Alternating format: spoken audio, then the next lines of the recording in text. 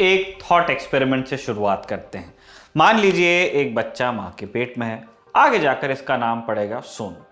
सोनू में एक खास बात है, सोनू ने माँ के पेट में ही समझ विकसित कर ली है, उसे दुनिया के बारे में सब पता लग गया है। जैसे समाज में अमीर गरीब का भेद, आदमी औरत का भेद, धर्म का भेद, जाति का भेद, वगैरह वगैरह वगैरह।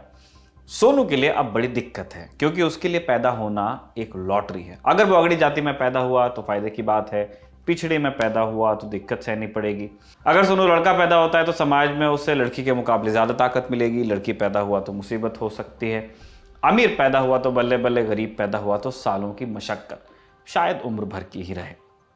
इस समस्या से निपटने के लिए सोनू को एक ताकत दी जाती है। सोनू से कहा जाता है कि समाज को अपने हिसाब से तुम बना सकते हो, किसे ताकतवर बनाना है, किसे कमजोर बनाना है, किसे अमीर गरीब, सब तुम्हारे हिसाब से चलेगा। लेकिन एक शर्त है, समाज का हिसाब किताब तय करने के बाद तुम किस हिस्से में पैदा होगे समाज के, इसका फैसला तुम पे नहीं रहेगा, वो अभी भी लॉटरी के हिसाब से होगा। सोचिए तब तक कि हम आपको एक और थॉट एक्सपेरिमेंट देते हैं, जरा जमीन के नजदीक वाला इस बार एग्जाम्पल होगा। घर में पिज्जा आया है, मम्मी पापा सोनू और रिंकी हैं। पापा कहते हैं कि सोनू पिज्जा के हिस्से करे। अब पापा के आदेश के बाद रिंकी शिकायत करती है, पापा ये अपने लिए सबसे बड़ा हिस्सा काटेगा। पापा कह देते हैं कि अच्छा रिंकी, तो फिर तू हिस्से कर ले। लाजमी है कि सोनू वही शिकायत पापा के सामने दोहराता है। अब रिंकी के लिए सबसे बड़ा हिस्सा कटेगा, उसे ऐसा लगता है। इससे पहले कि पिज्जा पर घर में हंगामा हो जाए, मम्मी एक तरकीब बताती हैं, पिज्जा के हिस्से सोनू ही करेगा। इससे पहले कि सोनू के चेहरे पर मुस्कुराहट आती, मम्मी एक शर्त साथ में रख देती है, हिस्से तो सोनू करेगा लेकिन मिलेगा उसे लास्ट वाला। इसका जवाब कमोबेश आसान है, सोनू को बराबर बराबर के हिस्से करने पड़ेंगे। उसके पास कोई और चारा नहीं, क्योंकि उसको लास्ट में मिलने वाला है। पहले जो थॉट एक्सपेरिमेंट बताया था उसमें भी सोनू को यही करना पड़ेगा। और सोनू क्या, हम सब यही करेंगे। ऐसी दुनिया कोई नहीं चाहेगा जिसमें थोड़े से लोग सारी ताकत इकट्ठा किए बैठे रहें और बाकी लोग निचले पायदान पर रह जाएं। ये जो थॉट एक्सपेरिमेंट हमने बताया, ये दार्शनिक जॉन रॉल्स का बनाया हुआ है। नाम है व्हील ऑफ इग्नोरेंस, यानी एक ऐसा पर्दा जिसके पीछे खड़े होकर आप समाज के किसी एक हिस्से को विशेषाधिकार नहीं दे सकते, क्योंकि आप नहीं जानते कि आप समाज में कहाँ जाकर खड़े होंगे। जब एक लॉटरी के हिसाब से तय होता है कि आप किस पायदान पर बैठेंगे, तो समाज में सबसे बेहतर व्यवस्था यही होगी कि निचले स्तर पर पैदा हुए लोगों को सबसे बेहतर मौके दिए जाएं। 1923 में जब बाबा साहब भीमराव अंबेडकर भारत लौटे तो जाति के संदर्भ में यही सवाल उनके सामने भी था। शुरुआत में उन्होंने समाजवाद और मार्क्सवाद में इस सवाल का हल खोजा, लेकिन अंत में उत्तर पाया धर्म में। कैसे, आइए जानते हैं। नमस्कार, मेरा नाम है निखिल और आप देख रहे हैं तारीख, जिसमें हम सुनाते हैं उस तारीख से जुड़ी भारत की ऐतिहासिक कहानियां।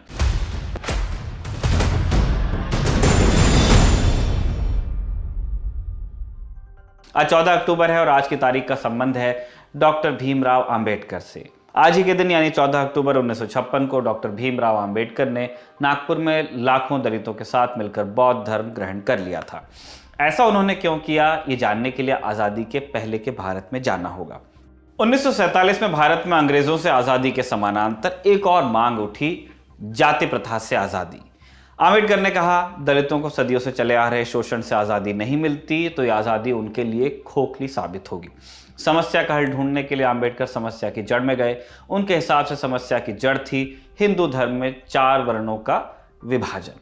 अब इन 4 वर्णों में इस बंटवारे के लिए कितने ही कारण दिए जाएं, एक बात ऑब्वियस है कि किसी भी चीज़ के 4 हिस्से किए जाएं, 4 हिस्सों में बंटवारा किया जाए तो मानव मस्तिष्क उसमें श्रेणियां ढूंढ ही सकता है। सबसे नीचे का पायदान आया दलितों के हिस्से में, जब समाज के बंटवारे हुए 4 के हिसाब से। और ये सब तर्क के चलते तो हुआ नहीं था, जो तर्क के हिस्से इसकी काट आती, ये देन थी धर्म की। इसीलिए आम्बेडकर को लगा कि बिना धर्म के सवाल को हल किए दलितों की समस्या का हल नहीं हो सकता। एक तरीका तो था कि रबड़ उठाकर जाति वाला कॉलम ही मिटा दिया जाए, लेकिन जाति सिर्फ रिकॉर्ड्स में दर्ज नहीं थी कि मिटा दी जाती, वो हिंदू समाज के रोम रोम में बसी हुई थी। बचपन से जाति प्रथा का दंश झेल चुके आम्बेडकर ने 13 अक्टूबर 1935 को नासिक में एक घोषणा की। नासिक में उन्होंने कहा कि वो हिंदू धर्म छोड़ने का निर्णय ले चुके हैं। इसके अगले साल यानी 1936 में उन्होंने महार सम्मेलन के दौरान एक और भाषण दिया, जो मुक्ति कोण पथे यानी मुक्ति का मार्ग क्या है, इस नाम से छपा। इस भाषण में उन्होंने सिलसिलेवार रूप से तर्क दिए कि दलितों को अपना धर्म बदलने की जरूरत क्यों है। उनका कहना था हिंदू धर्म में जाति का कॉन्सेप्ट धर्म शास्त्रों से आया है, स्मृति और पुराणों से। इसलिए जब तक इनको नष्ट नहीं किया जाएगा तब तक के जाति प्रथा खत्म नहीं होगी। उन्होंने हिंदू धर्म के शास्त्रों को दो हिस्सों में बांटा, सिद्धांत और नियम। सिद्धांत और दर्शन की बात उपनिषदों में की गई है, लेकिन असलियत में उपनिषद हिंदू जीवन शैली में कहाँ बैठते हैं, कितना बैठते हैं, इसके लिए किसी सर्वे की आवश्यकता नहीं है।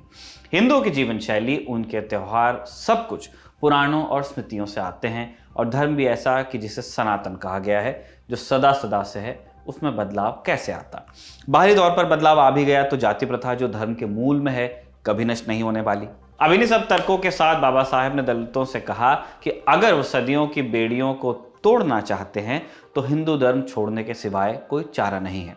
मुक्तिकोण पथे में आंबेडकर धर्म बदलने के दो कारण बताते हैं। धर्म बदलने का पहला कारण वो बताते हैं सांसारिक और दूसरा आध्यात्मिक। सांसारिक कारण बताते हुए आंबेडकर दलितों और सवर्ण जातियों के बीच संघर्ष को क्लास स्ट्रगल का नाम देते हैं। वो कहते हैं ये दो व्यक्तियों या दो समूहों के बीच का संघर्ष नहीं बल्कि दो वर्गों के बीच का संघर्ष है। ये एक आदमी पर दूसरे के प्रभुत्व या अन्याय का सवाल नहीं है, ये एक वर्ग का दूसरे वर्ग पर प्रभुत्व का, एक वर्ग द्वारा दूसरे के साथ किए गए अन्याय का प्रश्न है।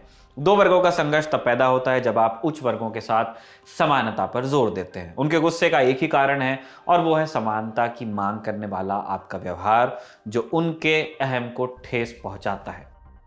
अब दूसरा सवाल कि हिंदू धर्म छोड़ना है तो जाना कहाँ है। इस सवाल के जवाब को खोजने के लिए बाबा साहेब ने उसी पर्दे का सहारा लिया जिसके बारे में हमने शुरुआत में आपको बताया। उन्होंने सोचा कि एक समाज का शुरू से निर्माण किया जाए तो कौन सी व्यवस्था बेहतर होगी। उन्होंने समाजवाद और मार्क्सवाद में इस सवाल का हल खोजने की कोशिश की। आंबेडकर का अनुभव था कि भारतीय समाज की परिकल्पना धर्म के बिना नहीं हो सकती। सिर्फ राजनीतिक ढांचे में परिवर्तन से दलितों का उद्धार नहीं होने वाला। तो दलित कौन सा धर्म चुने? इस सवाल के जवाब में आंबेडकर कहते हैं कि चूंकि जाति का संघर्ष एक धर्म के अंदर का मामला है, इसीलिए इसे आंतरिक मामला बताकर बाहरी हस्तक्षेप को रोक लिया जाता है। इसके बरक्स यदि किसी मुस्लिम पर कोई अन्याय हो तो पूरे भारत के मुसलमान उसका साथ देते हैं। दलितों में संगठन का अभाव है, इसीलिए उन्हें एक ऐसे धर्म को चुनना होगा जो संख्या में अधिक हो और अन्याय का विरोध कर सके। आंबेडकर के शुरुआती लेखों और भाषणों में उनका झुकाव इस्लाम की ओर दिखा। 1929 में बहिष्कारी भारत के एडिटोरियल लेख नोटिस टू हिंदुइज्म में वो लिखते हैं, धर्म परिवर्तन करना है तो मुसलमान बनो। तब हिंदूवादी संगठनों को इससे खतरा लगा तो उन्होंने आंबेडकर के सामने आर्य समाज या सिख धर्म चुनने का प्रस्ताव रखा। लेकिन कुछ ही सालों में आंबेडकर को समझ में आया कि सिख धर्म में भी जाति प्रथा से छुटकारा मिलेगा नहीं, क्योंकि वो अनछुआ नहीं है जाति प्रथा से। इसीलिए उन्होंने इसका विचार त्याग दिया। 1936 में अपनी घोषणा के अगले 20 सालों तक आंबेडकर सही धर्म के सवाल पर जूझते रहे। सांसारिक तौर पर मुसलमानों की अच्छी खासी संख्या के कारण उन्हें इस्लाम धर्म उचित लग रहा था, लेकिन धर्म बदलने का एक दूसरा कारण भी था और वो था आध्यात्मिक। उनके लिए बुद्ध और उनके धर्म का भविष्य में वो इस बारे में तर्क देते हैं। आंबेडकर का कहना था, व्यक्ति का जन्म समाज की सेवा के लिए नहीं, उसकी अपनी मुक्ति के लिए होता है। उनके हिसाब से एक व्यक्ति के विकास के लिए 3 चीज़ों की आवश्यकता होती है, करुणा, समानता और स्वतंत्रता। उनके मतानुसार जाति प्रथा के चलते हिंदू धर्म में इन तीनों का ही अभाव था। सांसारिक पक्ष के लिए आंबेडकर को इस्लाम और ईसाई धर्म में ये तीनों चीज़ें दिखाई दी, लेकिन उनके लिए धर्म का आध्यात्मिक पक्ष भी बहुत ज़रूरी था। धर्म के आध्यात्मिक पक्ष के बारे में लिखते हुए वो चारों धर्मों की तुलना करते हैं। उनका कहना था, ईसाई धर्म की स्थापना ईसा मसीह ने की, जो खुद को ईश्वर का बेटा कहते हैं, और ऐसा माने बिना कोई भी ईश्वर के दरबार में प्रवेश कर नहीं सकता। इस्लाम के संस्थापक मोहम्मद ना सिर्फ खुद को पैगंबर घोषित करते हैं, बल्कि जन्नत में जाने के लिए यह मानना भी जरूरी है कि वो आखिरी पैगंबर हैं। उनके बाद और कोई पैगंबर पैदा नहीं हो सकता या हो सकती। हिंदू धर्म के बारे में आंबेडकर कहते हैं, हिंदू धर्म में कृष्ण ने ईसा मसीह और मोहम्मद से भी आगे निकलकर खुद को ईश्वर घोषित किया। अंत में आंबेडकर इन तीनों की तुलना गौतम बुद्ध से करते हैं। बुद्ध एक साधारण इंसान थे। उन्होंने कभी भी ईश्वर होने का दावा खुद नहीं किया, कोई चमत्कार नहीं किया। उन्होंने खुद को मुक्ति देने वाला न कहकर मुक्ति का मार्ग दिखाने वाला कहा। तर्क और विज्ञान के विद्यार्थी रहे आंबेडकर के लिए धर्म पारलौकिक नहीं हो सकता था। उनका कहना था कि धर्म इंसान के लिए है, ना कि भगवान के लिए। और जाति का सवाल ही जब बराबरी का सवाल था तो ऐसे किसी धर्म की जगह कहां बचती थी जिसमें एक व्यक्ति बाकियों से ऊपर हो जाता। अगले चरण में आंबेडकर चारों धर्मों के तार्किक पक्ष की तुलना करते हैं। उनके अनुसार हिंदू, इस्लाम और ईसाई धर्म का आधार आस्था है। इन धर्मों में एक व्यक्ति ने जो कह दिया वो पत्थर की लकीर था। उस पर न सवाल उठाया जा सकता है, ना ही कोई तर्क किया जा सकता है, क्योंकि वो धर्म है। इसके मुकाबले बुद्ध अपनी शिक्षा के अंतिम सत्य होने का दावा नहीं करते हैं। उनकी दीक्षा थी अपदीपो भव, यानी खुद अपने दीपक बनो, स्वयं सत्य को जानो। महापरिनिर्वाण सूत्र में बुद्ध आनंद से कहते हैं कि उनका धर्म तर्क और अनुभव पर आधारित है। उनकी कही बात सिर्फ इसलिए सही नहीं है कि वो बुद्ध ने कही है। जो सत्य है उसके लिए आस्था की जरूरत क्यों है? पानी सत्य है क्योंकि वो है, इसलिए नहीं कि आप उसमें आस्था रखते हैं। आम्बेडकर के लिए धर्म का तीसरा और सबसे महत्वपूर्ण पक्ष था बदलाव। बुद्ध और उनके धर्म का भविष्य नाम के अपने लेख में वो कहते हैं कि बुद्ध का धर्म एक जीवित धर्म है, उस पर भूतकाल का बोझ नहीं है। इसीलिए बुद्ध की शिक्षाओं को काल और परिस्थितियों के हिसाब से ढाला भी जा सकता है। बुद्ध ने स्वयं इसकी स्वीकारता दी है, जबकि दूसरे किसी भी धर्म में इसका सवाल ही पैदा नहीं होता। आम्बेडकर के लिए धर्म का विज्ञान और तर्क की कसौटी पर खरा उतरना भी जरूरी था। उनका कहना था कि धर्म तभी कार्य कर सकता है अगर वो बुद्धि और तर्क पर आधारित हो। जो धर्म विज्ञान के विरोध में हो वो कैसे स्वीकार्य हो सकता है? नैतिकता के सवाल पर आम्बेडकर लिखते हैं कि धर्म में सिर्फ नैतिकता होना ही पर्याप्त नहीं है, मायने ये रखता है कि वो नैतिकता कहती क्या है। एक सच्चे धर्म की नैतिकता में स्वतंत्रता और समानता जैसे जीवन के मूलभूत सिद्धांत शामिल होने ही चाहिए। बौद्ध धर्म में स्त्रियों की स्थिति को आम्बेडकर समानता का सबसे बड़ा सबूत मानते हैं।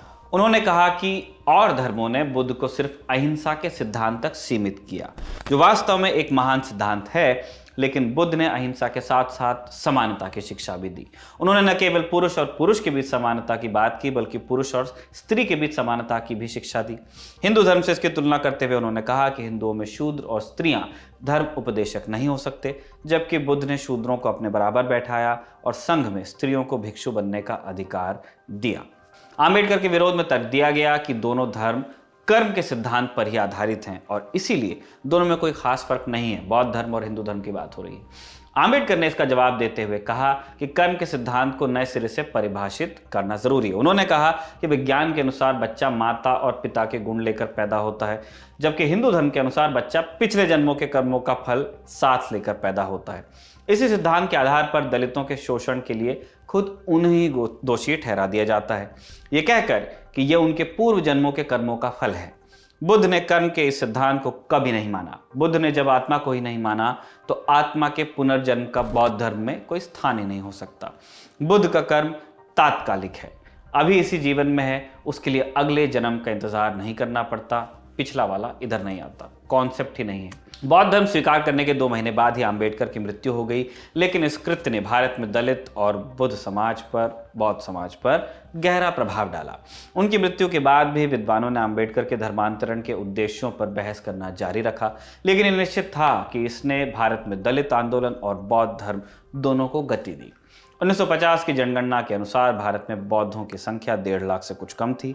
आम्बेडकर के बाद दलितों के बड़े पैमाने पर धर्मांतरण के परिणाम स्वरूप केवल 10 साल में बढ़कर यह संख्या 32 लाख से ज्यादा हो गई। तारीख के शानदार एपिसोड को लिखा है हमारे साथी कमल ने और उनकी मदद की है हमारे साथ इंटर्नशिप कर रहे शुभम ने, और इसे रिकॉर्ड किया है हमारे दोस्त दीपक ने। देखते रहिए दी ललन टॉक।